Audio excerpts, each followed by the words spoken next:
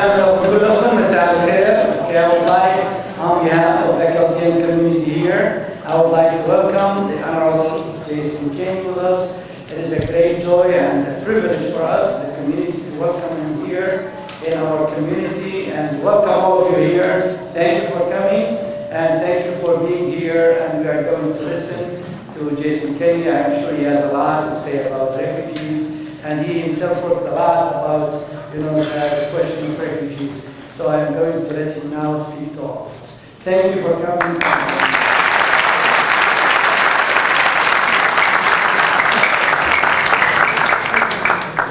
Shalom Aleichem.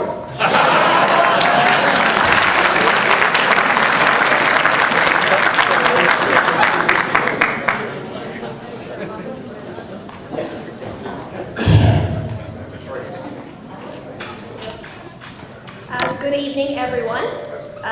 If you could all please turn off your cell phones before we start.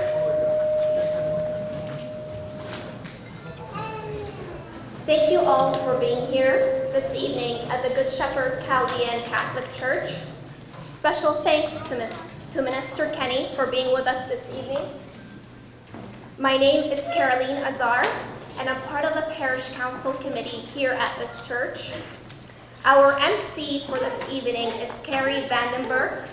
Carrie is your conservative candidate for the riding of Humber River, Black Creek. Let us all please give a hand to Carrie and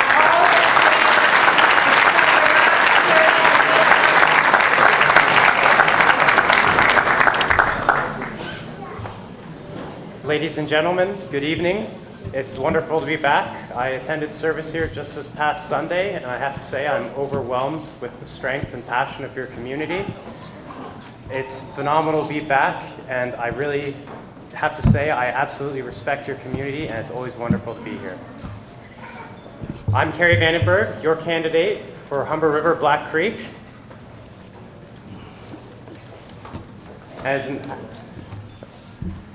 I'd like to start by saying that, my friends, we live in a dangerous world that is threatened by the likes of ISIS and acts of terror and acts of barbarism around the globe.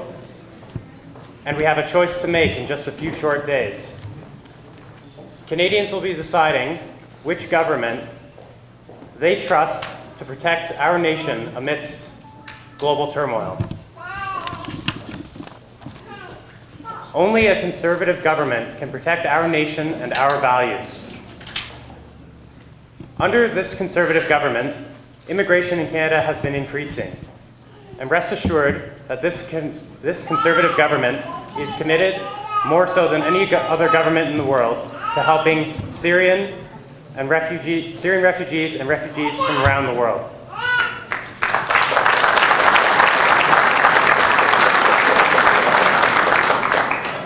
The Conservative Party is the only party that constantly fights for human rights and democracy and promotes and supports family values like no other party, because we believe that families are a foundation of this country.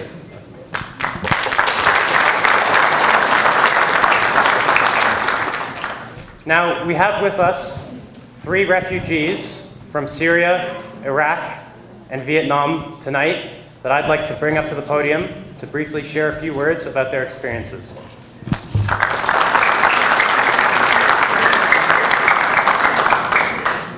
Hello everyone, my name is Pinar, and I'm from Iraq, but mostly I was living in Syria, and this is my 3rd year here in Canada, and I'm actually really glad to be Canadian, and I have to give a special big thanks for Minister Jason Kenny for helping us,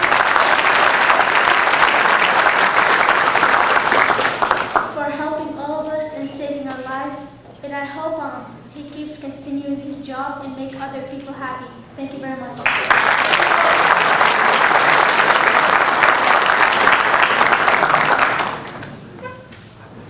Good evening, everyone. My name is Cyril Stefanian Turlajian.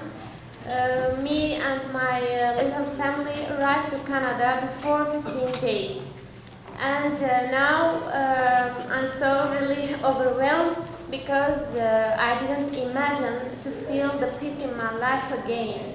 And in these 15 days, I only saw the love, the care, the safety, and the obeyment of every Canadian, which we were missing all of those 4 years.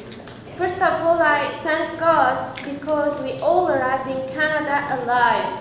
And this isn't a small word, because everyone was attended to death in Syria. I was at the university to give my last subject to take my English literature degree. And while I was just trying to finish it and go back home alive, 2 bombs attacked the university, and my husband was waiting for me, and they didn't let us to go out.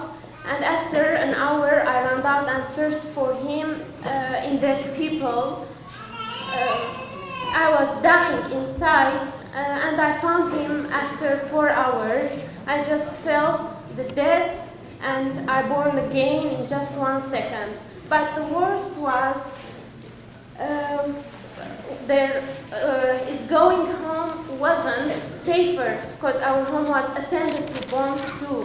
So we didn't have neither job nor home, no place to feel safe. And the most important thing, we were waiting for a baby, the treasure of our life. So we left our home and traveled to Istanbul because there wasn't another way. There wasn't airport. We wanted to place to give birth our baby. We struggled so much. We didn't have anybody, no job, no safety. They even didn't give him a passport. We were so depressed, we were so tired, worried and afraid. We thought so much to travel to Europe by rubber boats, but my child's life would be on risk. So after many nights of praying, crying, but remembering only one sentence, there can be a miracle when you believe. Amen.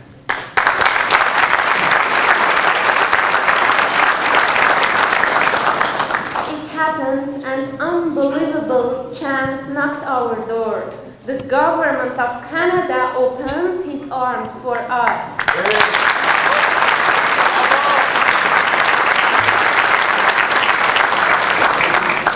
We arrived within 7 months, and we arrived with honor. We arrived with a plane, and this was a dream for us.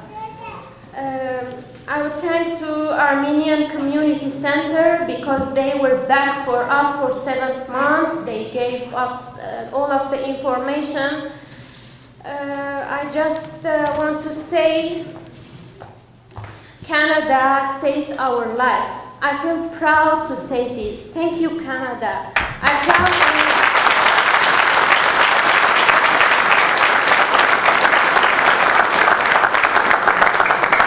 I proudly put this on my heart, really.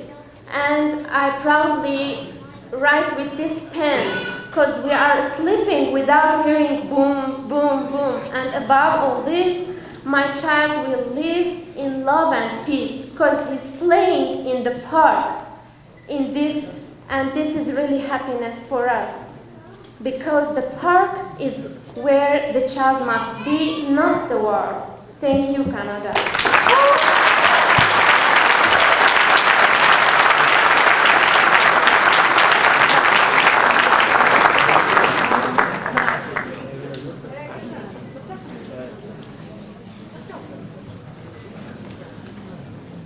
My name is Abais from South Vietnam.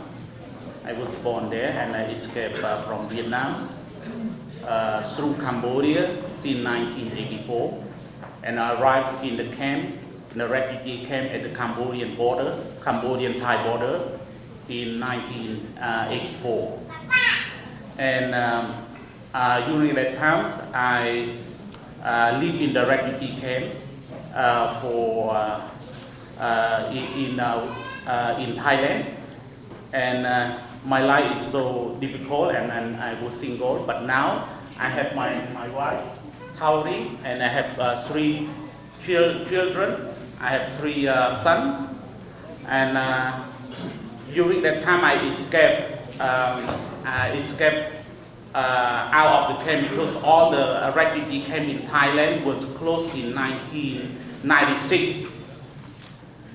And I have to live, I have to pretend as a Thai people to live in Thailand.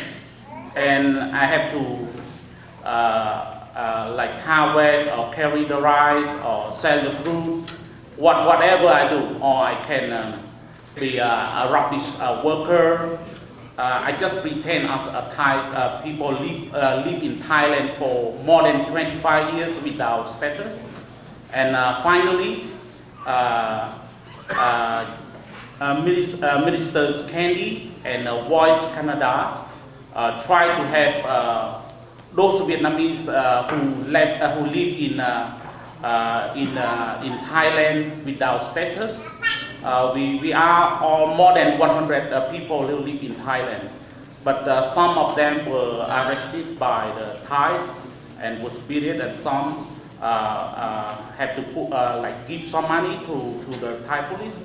So, but however, we live without status is very difficult, especially for our kids. When when our kid was born, we have no doctor, no nurse. So we know the father. So father can help us and know some nurse, and we was born like secretly, and we have no health care, and our kids cannot go to school. So when I come back from work, at home I have to teach my kids some English and some mathematics and some writing, like ABC, something like that, and we cannot, like my wife cannot go outside. We have to stay away from the police. But however, our life in a refugee camp, as I remember, like they give only 20 liters of waters that we can use, like for drinking, for eating, for going to the washroom and everything. Like this, I remember. And when I see the bar or the pole of the windows, I always remember that is like in the prison forever. So, but now I have a good life that I come to live in Canada and have a job, and my kids have freedom to go to school. Now they go, all of them to go to school, and my wife also go to English class. And I would like to say thank you to Minister Candy, my life better. And thank you to business. Can you say?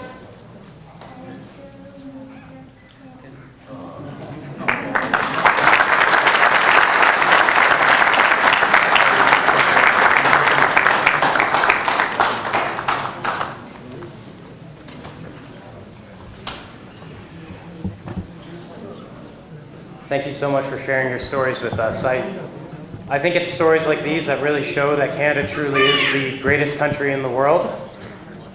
And I think it's people like these and their stories that make it my enormous privilege and my honor to invite now to the podium the man that we've all been waiting to hear from, a champion of human rights and democracy, and a minister who has helped more than 23,000 refugees in the last few years alone. Ladies and gentlemen, please rise and welcome the Minister of Multiculturalism and National Defense, the Honorable Jason Kenney.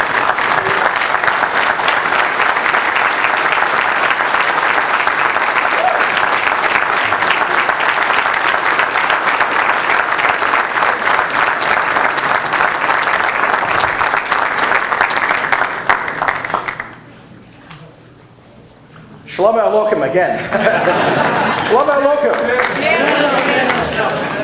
Barev. Shnuat Velution.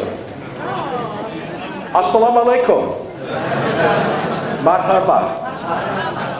And to all of our most recent arrivals, including the families that just arrived tonight, we have the Panusian family, I believe. Is that right? To the Panusian family and all of the others, let me say, Ahlan wa sahlan fik bi Canada.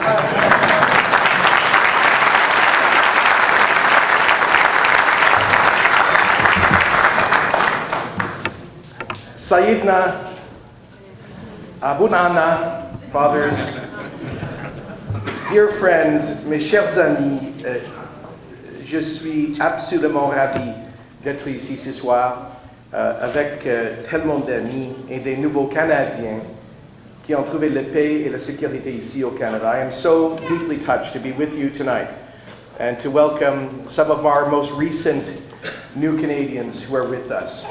I would also like to thank Kerry Vandenberg for his kind words and his participation tonight, and the Conservative candidates from Richmond Hill, Michael Parsa, and from Etobicoke North, Toyin Dada. All of these people love Canada. Michael, his own family came here as de facto refugees from Iran to seek freedom and security and opportunity in Canada. And I want the refugees here to take note. His family came here with very little except a work ethic and faith in their future. And they've managed to become very successful entrepreneurs. And now Michael is 2 weeks away from becoming a member of Parliament. Here.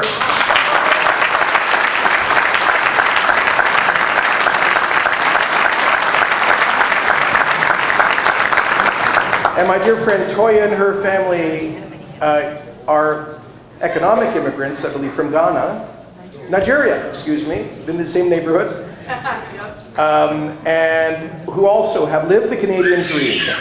People of great strength and faith and character and tremendous work ethic.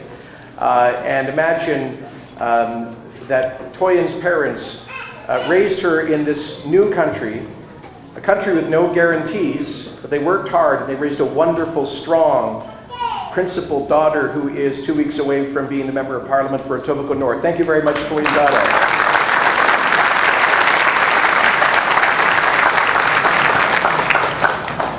Thank you to all of our friends from the different organizations and faith communities who have helped to sponsor these and other refugees. I was so touched to hear the stories just now.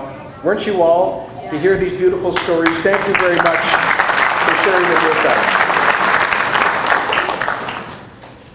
Friends, Canada, it has a special calling in the world as a sign and a hope of freedom, security, peace, and opportunity.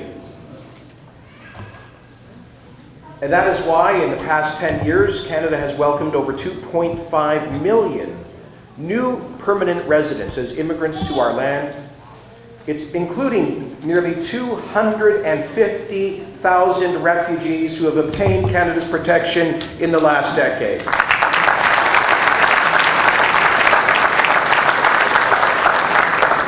Ça veut dire que presque 250 000 réfugiés ont trouvé la sécurité du Canada en tant que résidents permanents dans les 10 dernières années.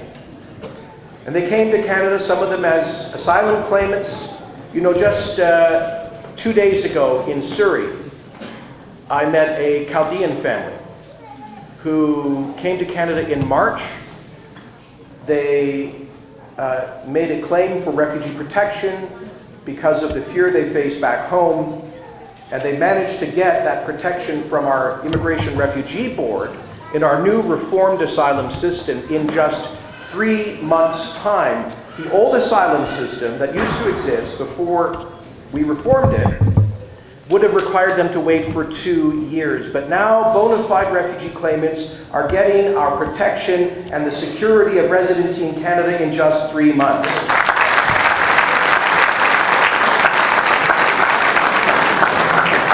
But of course, many, like the families that we just heard from, like the Panusian family from Syria, who just joined us in Canada tonight, these families came as what we call resettled refugees, where Canada invited them. And many of them came through the support, charity, generosity of local community organizations and extended family here in Canada. So I salute all of those organizations and individuals, families and others who have opened their hearts and their arms. We just heard from, I'm sorry, is it where's our family of Vietnamese origin? Is it the family, Mr. Fess? Mr. Sabat is one of several hundred, his family is one of several hundred Vietnamese families who were stranded in Southeast Asia after the program of resettlement of Vietnamese Indochinese boat people was shut down in 1983. There were families, hundreds of them in the Philippines, in Thailand, in Cambodia. They were forgotten about, they could not go back, and they could not get resettlement.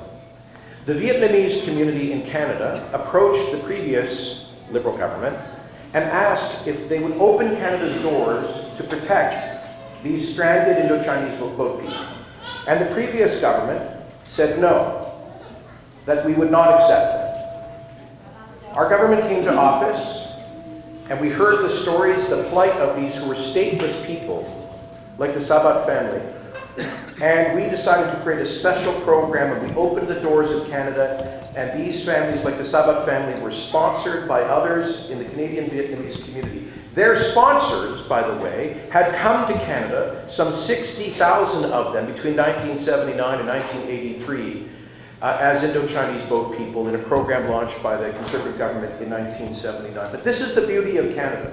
Those Vietnamese who came here with nothing 35 years ago didn't forget about those who were left behind. They did not forget about them. They advocated for them, they helped them, and now they have our protection. Friends, a great Canadian historian, Desmond Morton, he also happened to be a former NDP candidate. He actually got this right. He said that Canada was made up of, quotes, the losers of history. The losers of history. Some people think that's a difficult sentiment. But by that he meant, you know, the First Nations, the Aboriginal people, lost their land upon European contact. The colonists of La Nouvelle France, of New France, lost their colony with the conquest in 1759. English Canada, Upper Canada, Ontario, where we are now, was founded by United Empire Loyalists who lost the American Revolution and came here as refugees of warfare, including some of my ancestors. Many parts of English Canada were also founded by the Highland Clearance Scots who had been on the wrong side of a political struggle and were kicked off their land and came to Canada as penniless refugees. My own Irish ancestors came during the potato famine when hundreds of thousands were dying. As you can see, the Kenny family has since recovered from the famine.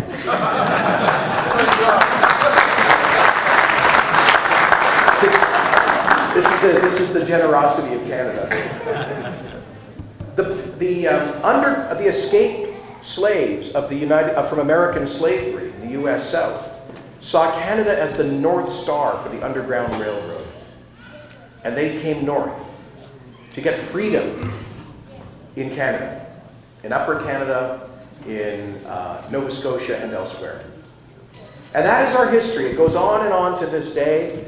Jews who escaped the pogroms, the anti-Semitic attacks of the earliest part of the last century, Ukrainians who fled Stalin's famine, genocide, and communist tyranny, the Holocaust survivors following the Shoah, and so many other European refugees, the Hungarians who escaped the Soviet invasion of 1956, the Czechs who escaped the Soviet invasion of their country in 1968, the Vietnamese Indochinese boat people who escaped communist tyranny in 1979 and in the years that followed, and right up to this day. And so in this room, we have people, new refugees in Canada, who are following in the footsteps of so many others.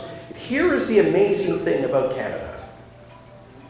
The amazing thing is this. You would think that all of those people, having experienced tragedy, injustice, oppression, persecution, violence, strife, division, you would think that maybe they would bring to Canada those attitudes.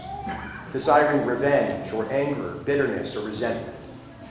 But no, the greatness of Canada is that they did not forget what they experienced, but they decided to begin new lives in Canada, lives of hope, lives focused on the future, lives oriented towards their children. You know, when Michael's family came here from Iran, they could have just bemoaned the destruction of their ancient Zoroastrian community by the fanatics in Tehran today. But they didn't. They decided instead to start a new life here in Canada. And somehow, all of these people, having suffered all of these historic tragedies, have not forgotten about the past, but they have moved forward into the future, creating a country that is a model of peace, prosperity, stability, and security that the rest of the world aspires to. That is the greatness of Canada. So yes, we may be made up of the losers of history. The Armenian and Assyrian, Chaldean people of Mesopotamia, we know they were speaking their languages long before Arabic arrived in that region as a language. These are the indigenous people of ancient Mesopotamia. And so yes, history has not been kind to them, but they are survivors. They have survived with strength, that they have come, so many tens of thousands have come to Canada to begin new lives, and we welcome them in this their new life.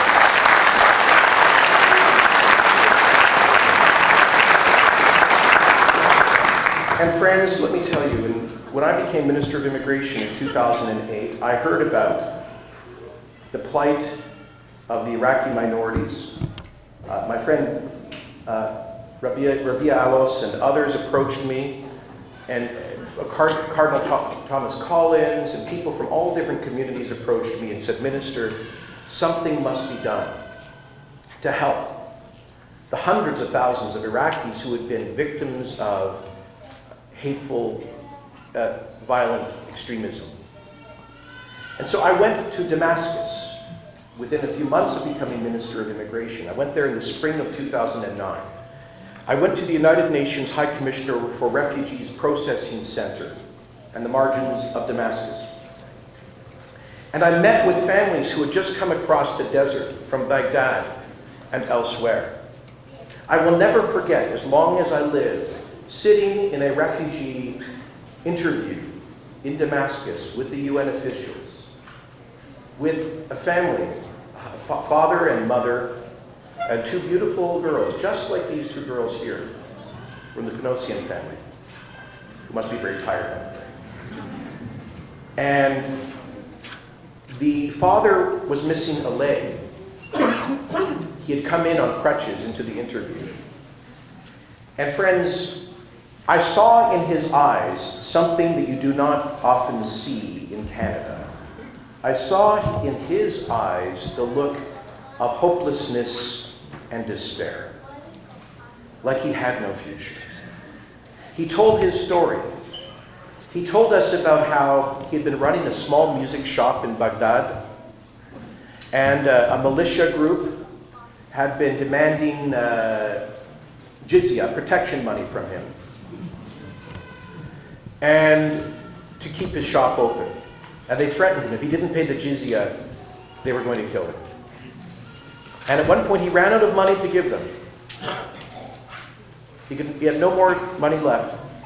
And he went and opened the door in his small musical shop in Baghdad, and a bomb went off. Blew off his leg, destroyed his life savings. Somehow he survived and decided that he had to leave for a brighter future, somewhere else. And so I saw him recount this story, and I saw his two beautiful daughters, like these girls here, looking confused and perplexed. You know how children, even in the most difficult circumstances, find something about which to be joyful? Well, these children were overwhelmed by the grief of their parents. And I decided right there, as Minister of Immigration, that we would do whatever we could to help families like his. And we did. We did so. So we opened what has been the largest refugee resettlement program in Canadian history since the Indo-Chinese-Vietnamese boat people of 1979, through which I am pleased to tell you, because the media don't, for some reason, that we have welcomed over 23,000 Iraqi refugees from Syria since 2009. They have found new lives here in Canada.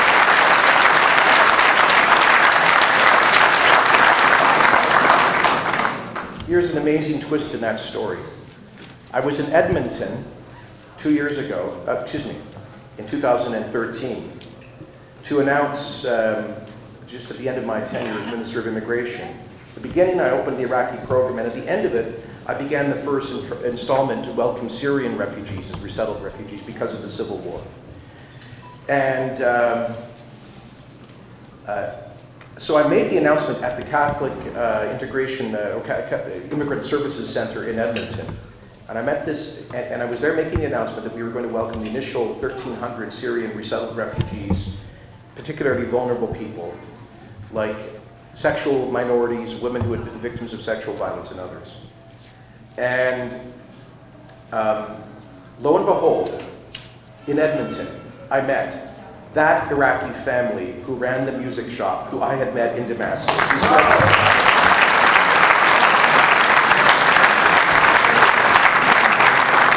You know, I didn't handpick them. I can't do that as minister. It was coincidence, or if you believe, maybe providence, that they were there. And then I got to see the end of that happy story as those girls were thriving. Let me tell you another story. Last Christmas, I'm sorry, Saeed, am I speaking too long? Last Christmas, I was in Surrey, and the Chaldean parish there has tripled, it's grown by 10 times in the last 10 years. There's now, I think, 3,000 Chaldeans in Surrey, and they started with 30 families. And but they're very poor. And they don't have the big extended community you have here in Toronto. So I went there and I got the Sikh community to prepare free food for a Christmas feast for the Assyrian and Chaldean refugees of Iraq in British Columbia. And I got the Hindu community to give gifts to the children. And we organized a quintessentially Canadian Christmas for these families who otherwise weren't going to have the means to celebrate as a community. And I will never, ever forget the priest there, Father Summit. He introduced me to a little boy, Yusuf, 10 years old. And he said that Yusuf, for his first year in Canada, he just arrived a year before that, was catatonic. He was suffering with, I think the psychologists call post-traumatic stress. He could not speak because he had witnessed his grandfather being beheaded in front of him by Daesh.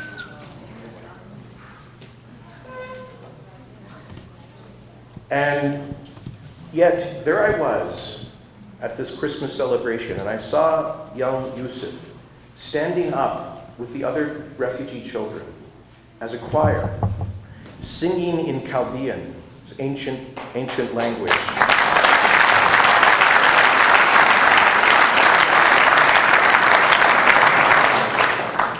And you know, he was singing the songs of the Magi. He was singing a carol about the Magi. And for those of you who don't know, there's an ancient Christian tradition that the Magi came from Mesopotamia. And were Chaldeans.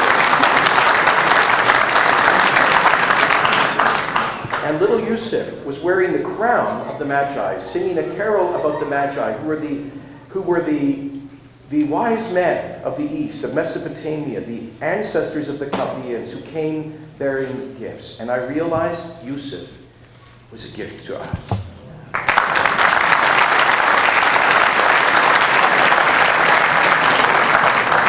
He is a gift to us because he will always remind us in Canada about the wonderful blessings that we take for granted, our freedom, our prosperity, our security, and our peace. And this is something I want to say thank you to all of you who have come through this program from these experiences, because your communities, these communities, are more focused on the security of Canada than any other community that I know.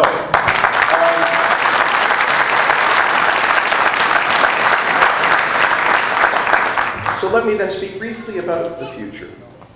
First, let me say, our government was criticized for not welcoming more people from Syria more quickly by media who still to this day have not acknowledged the 23,000 Iraqi refugees that we brought from Syria for reasons that escape me. When sometimes I'm doing interviews with journalists, they get angry with me when I discuss these families who are here. I don't know why. But what I do know is this: when the Syrian civil war started, we had to close our embassy in Damascus, which was our major regional processing center for immigration and for refugees. We had to locate some of those people to Ankara, some to Beirut, some to Amman. We had already made commitments to thousands of Iraqi refugees in Syria when the civil war broke out, including many of you in this room. You were on our list as a priority, and we had a commitment to you to bring you here. But because of the outbreak of the civil war, we lost about a year of processing, the closure of our office. We had to find people. They were fleeing Syria. Some went to Lebanon. Tragically, some went back to the Nineveh Plains, to their ancient communities in Iraq, and waited for a couple of years. And then a year ago, Daesh arrived. And then they had to flee to northern Iraq. So these people dispersed all through the region. We had to find them, track them down, and bring them before we could have a dedicated, focused program on the Syrian refugees. And we are now doing that. We're now moving. We've now welcomed nearly 3,000 Syrian refugees, and we've committed to welcoming another 20,000 as quickly as we can reasonably do.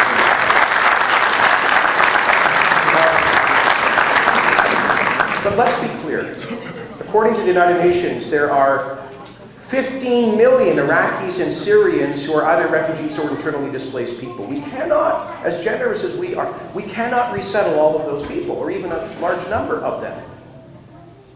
By the way, if large-scale resettlement was a solution, it would require the large-scale participation of countries in the region, some of which are very, and by the way, I give great credit to Jordan and Lebanon and Turkey for their hospitality. I know that life has been far from perfect for the refugees there, but they at least have allowed people to seek temporary refuge there. They deserve great credit for that. But there are other countries in the region, you know which they are, who have refused to take a single resettled refugee. And I'm saying, if Canada on the other side of the world can take tens of thousands of Syrian and Iraqi refugees and internally displaced people, then I think that countries in the region should be equally generous.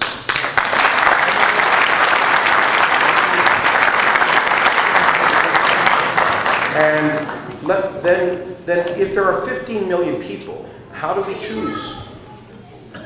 Well, our government has said clearly that we will choose to focus our efforts, our resettlement efforts, on the most vulnerable people. I have been to the camps. I've been to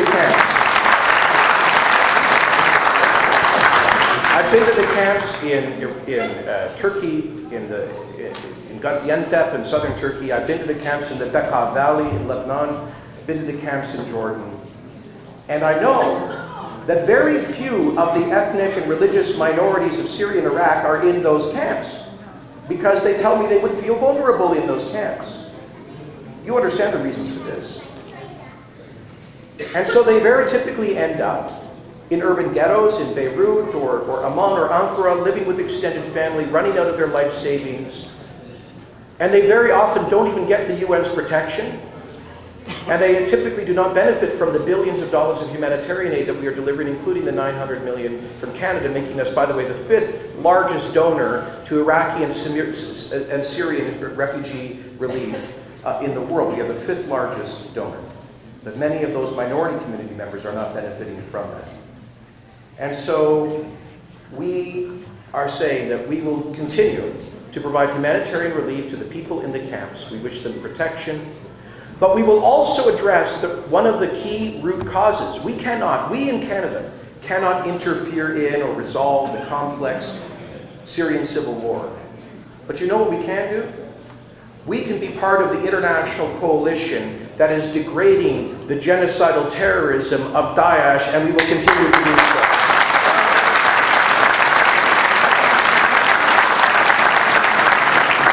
So amongst the 20,000 that we choose, we will try our best to invite people, including those who have relatives and family in Canada, who have been the victims of the terrorism.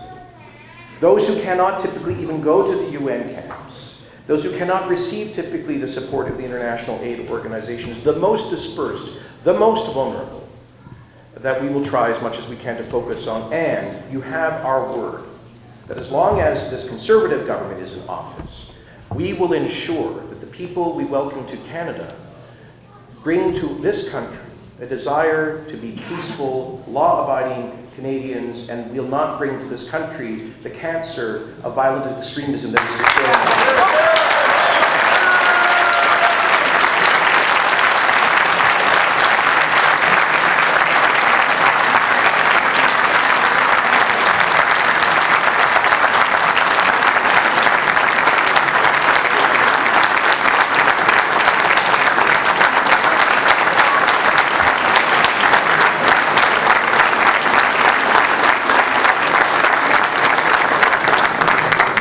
So friends, that is our commitment to you, that is our commitment to Canada.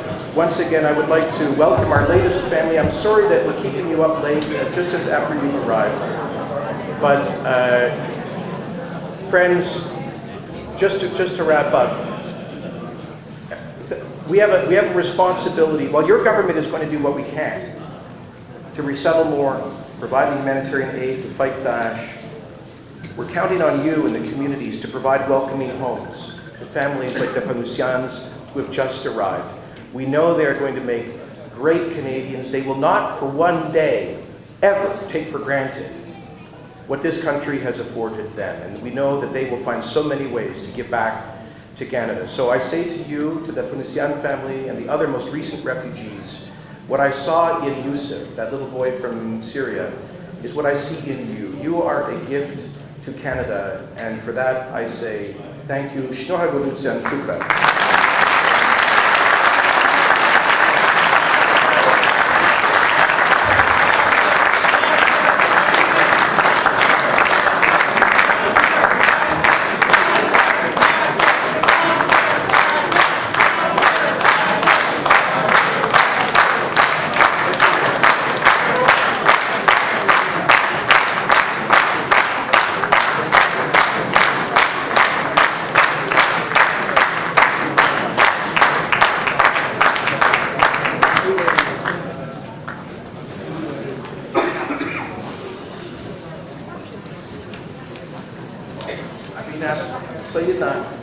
I'm being asked to take questions. I'm happy to do that.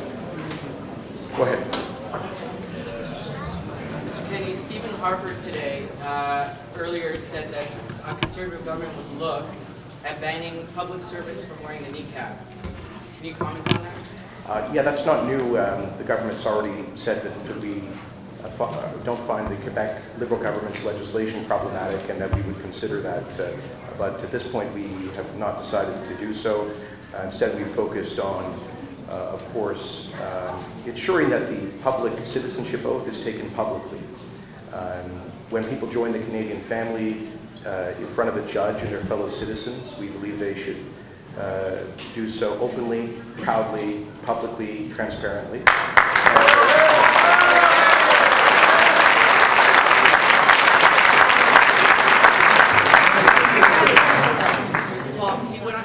Public servants. So I know you were talking about the citizenship. No. As I said, with respect to public servants, the government's already made a statement about that months ago. You can look up the press conference that Minister of State for Multiculturalism, Tim Uppal, and Minister of Transport, Denis Lavelle, had on exactly that subject several months ago in the foyer of the House of Commons. Mr. Harper was just restating exactly what they stated. There's been no change. Final one, you deleted a tweet yesterday about a Syrian refugee. I just wanted to know, why did you decide to delete that tweet? You said that he had an unaccented English. Can you comment further on that? What you meant by that? Yeah, I deleted the tweet simply because I didn't want that boy to become the subject of a trumped-up controversy by left-wing people on Twitter.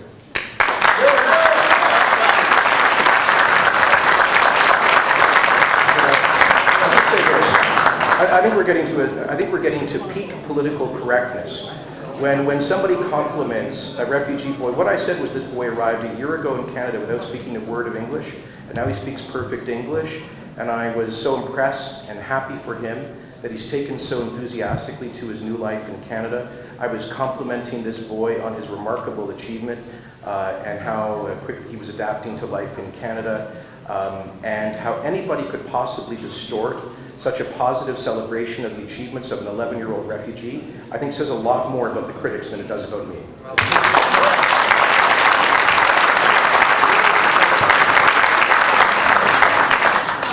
CBC News. We were with the family today as they arrived at the airport. What can you tell us about how the government is going to support the families that are coming here, the thousands of refugees coming here? Because it seems like the community is rallying around them. But what will the government do to help them settle? Well, there are two kinds of resettled refugees. There are the privately sponsored refugees who come through family and community groups like the Panusians who have arrived through that program. In that program, they undertake to underwrite the first year of settlement costs. Then there are the government-assisted refugees, and we've committed to bringing in, we bring in about 7,000 to 8,000 government-assisted refugees every year, and they receive direct support from the Government of Canada, including income support for their first year of residency in Canada. If they require income support after that, it's the provincial government that, of course, provides it. We also provide comprehensive and supplemental health benefits to the government-assisted refugees who arrive, and they would typically benefit from public housing and other forms of state support. And so we'll continue with that, but we often find that the privately sponsored program has wonderful outcomes because they receive not just income support if they need it, but they have a whole network of a loving local community that helps them get that first apartment or stay in the homes of their extended relatives when they arrive here. It's psychological and emotional support. It's help making networking to get that first job for the head of household. It's helping to get the kids in school and helping to begin learning English. So there's a whole wealth of loving support given to the privately sponsored refugees that we want to continue that tradition. So we have a blended approach. About half of the resettled refugees come in through the government approach and about half through the community approach. This family that just arrived would be receiving, for example, the interim federal health care program until they get qualified for OHIP, for example. So there is some support. They will also, all permanent residents, including privately sponsored refugees, receive access to free federal settlement services, including free language instruction for newcomers, job search skills, and other kind of counseling advice too. So they do get access to some federal services, but they also have the benefit of a rich, loving community support as well.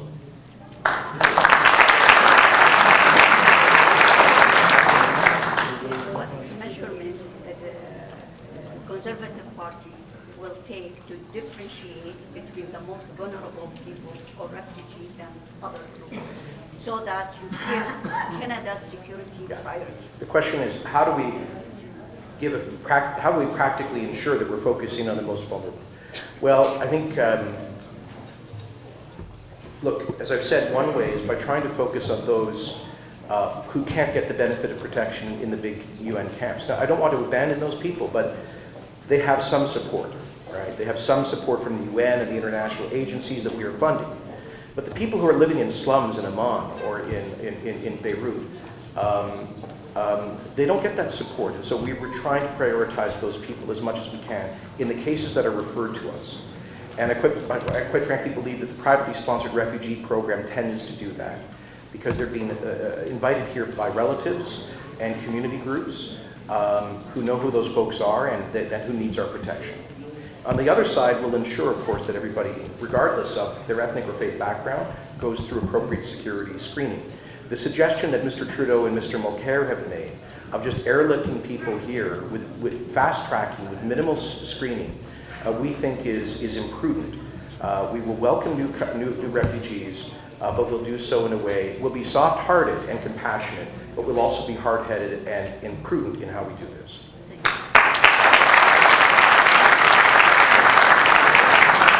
Well, thank you very much. Thank you very much, friends. Shnuha Gulutsian, and merci beaucoup, and shukran.